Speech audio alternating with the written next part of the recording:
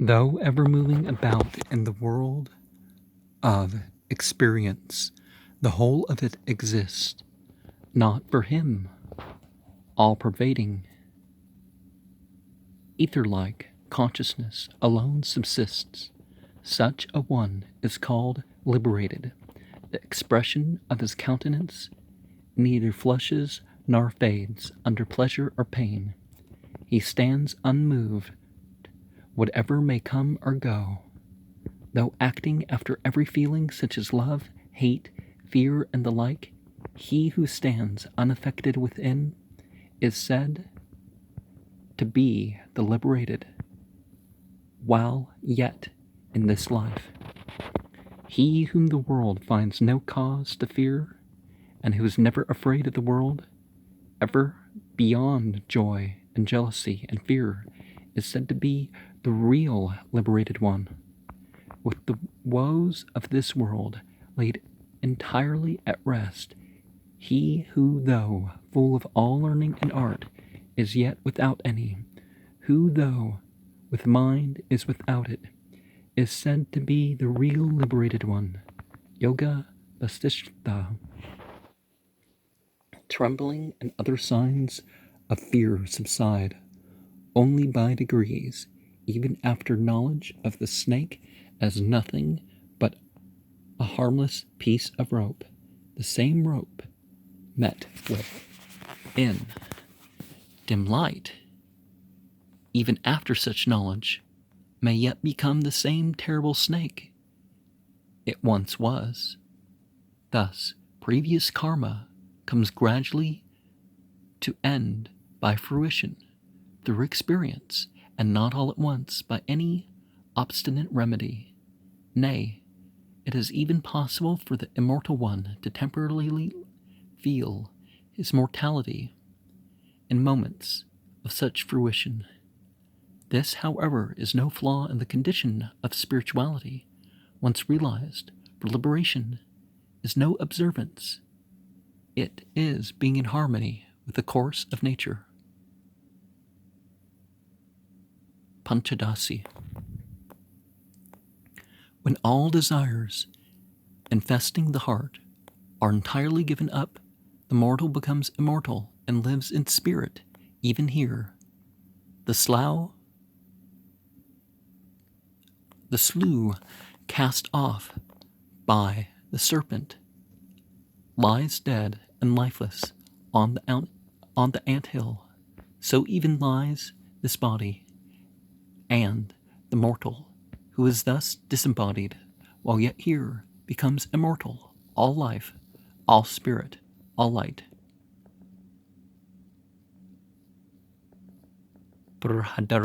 Upanishad. The highest self, all endless bliss, unconditioned, limitless consciousness, being realized, whether through the great texts or through yoga, in all experience whatever.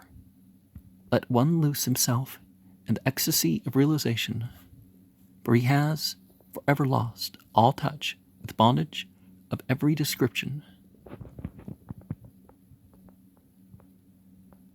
Svraj Yasiddhi. Clad in rich cloth, or in the wide expanse of space, having his skin alone for cover, are buried deep in the ample folds of all-embracing thought. He wanders the world like a madman, like a child, or even like a ghost, when compared with the unfolded of his race. Viveka Chudamani. Without having in oneself the clear light of self-experience, no one can appreciate the phenomenal sublimity of another's experience in the same line.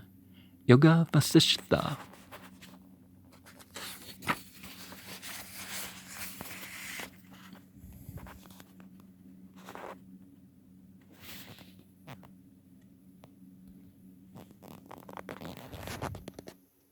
As timber is carried away by the stream.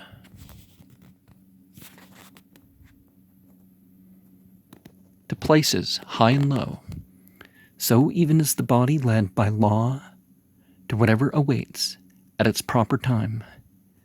Viveka Chatamuni, Viveka Chudaman, Viveka Chudamam. Okay.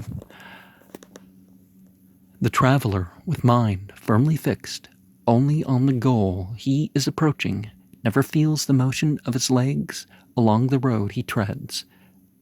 Act thus in all you do. Yoga Vasishtha. The fright caused by the appearance of a thief survives his capture. The cloth yet leaves the impress of its form on the ashes to which it is burnt.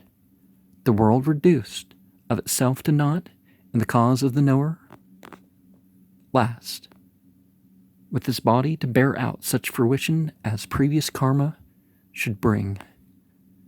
Svaraj Yasati.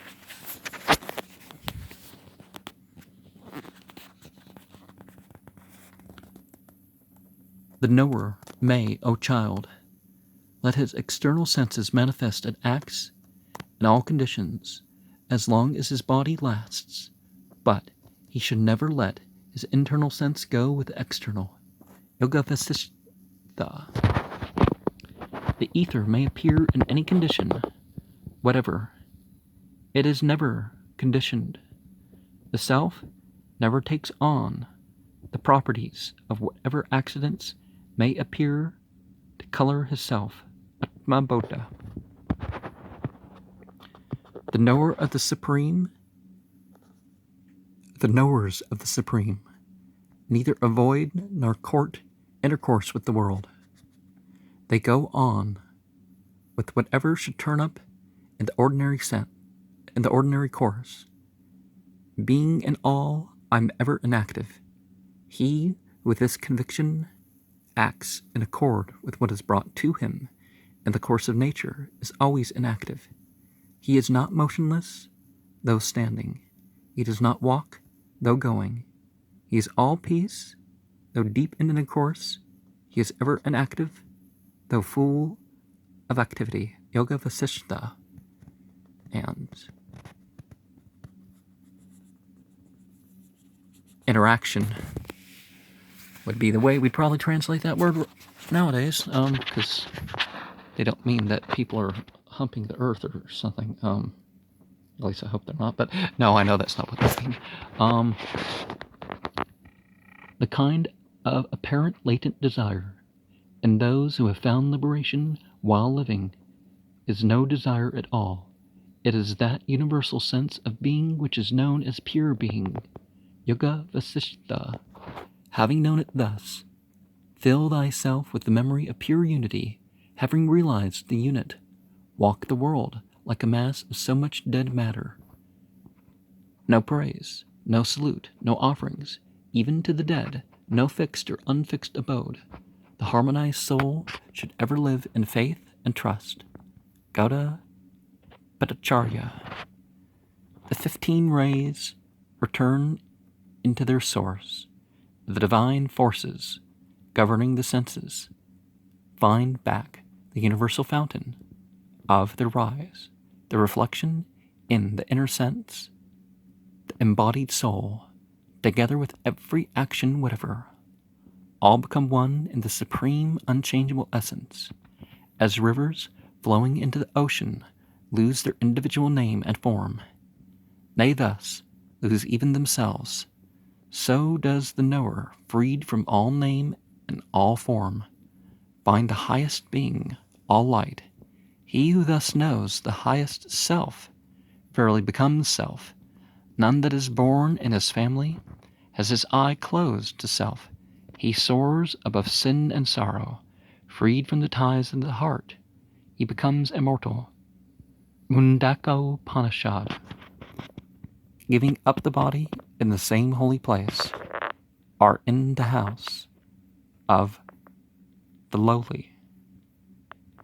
Consciousness or unconsciousness he finds liberation, all cause of sorrow being entirely destroyed, and liberation being found in the very moment of the rise of spiritual consciousness.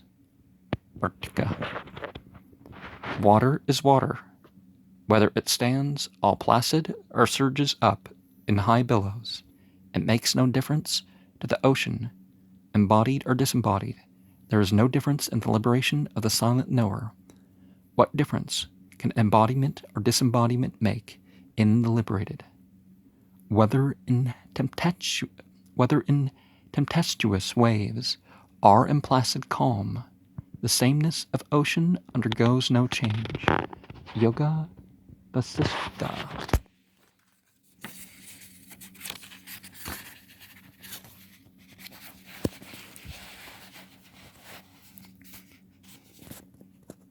Who has no desire? Who is beyond desire? Who has all desires fulfilled in the Supreme? Who has self as the object of all and every desire? His breath rises not beyond him being self. He becomes self in truth. Upanishad.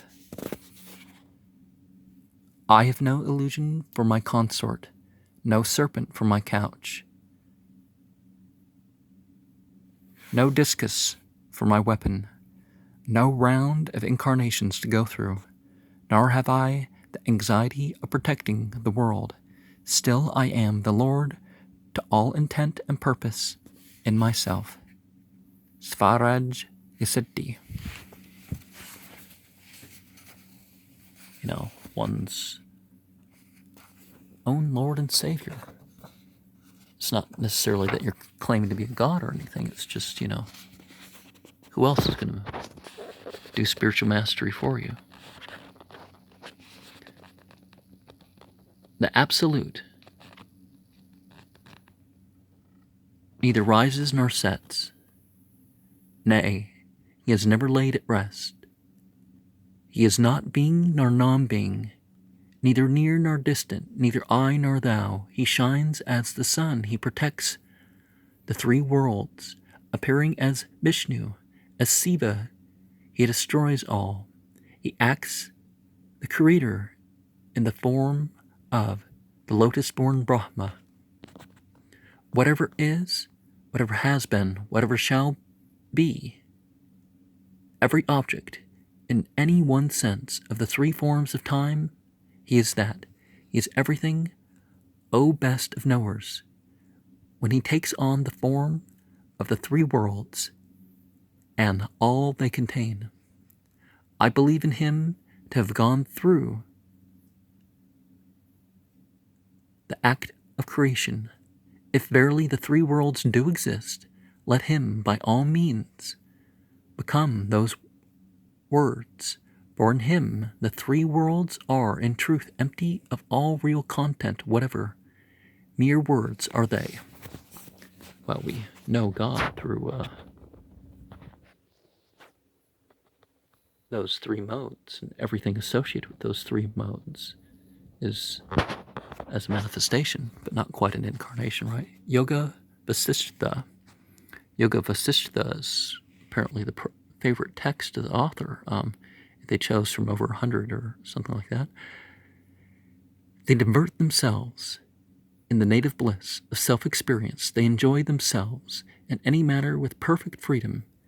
The many-sided, wonderful course the liberated pursue on the inscrutable path, ever free of attachment, knowing no limit, always attaining to the good of the universe, is as inscrutable as the course of fishes in the water, the passage of birds in the atmosphere, or the course of wind throughout space. Swaraj Yasiddhi. Doubt, dispute, and explanation all depend on the language which means duality. In the language of unity there can be no question and no answer. Panchadasi. There is no reality, no dissolution, no creation, none in bondage, no pupillage, none desirous of liberation, none liberated. This is the absolute truth. Gauda Patacharya. Bow to him who enunciated This method of harmony in the absolute, conducing to the well-being of all, beneficent above all dispute, entirely at one. Gauda Padacharya. Wonderful, supremely wonderful, this philosophy. More wonderful still, the masters who teach the truth. 1,000 wonders surround the depth of spiritual consciousness. A spiritual consciousness taught. The bliss of knowledge is the silence of indescribable wonder. Panchadasi. Now, unlike in the Bible, philosophy is definitely something that we should be supportive of.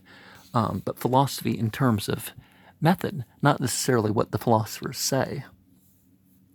And sometimes it's not bowing, sometimes it's because I don't believe in bowing, I wouldn't recommend to bow or prostrate before a person. But one thing that I would say is making mention of people, giving people respect. That's an entirely different matter now, isn't it?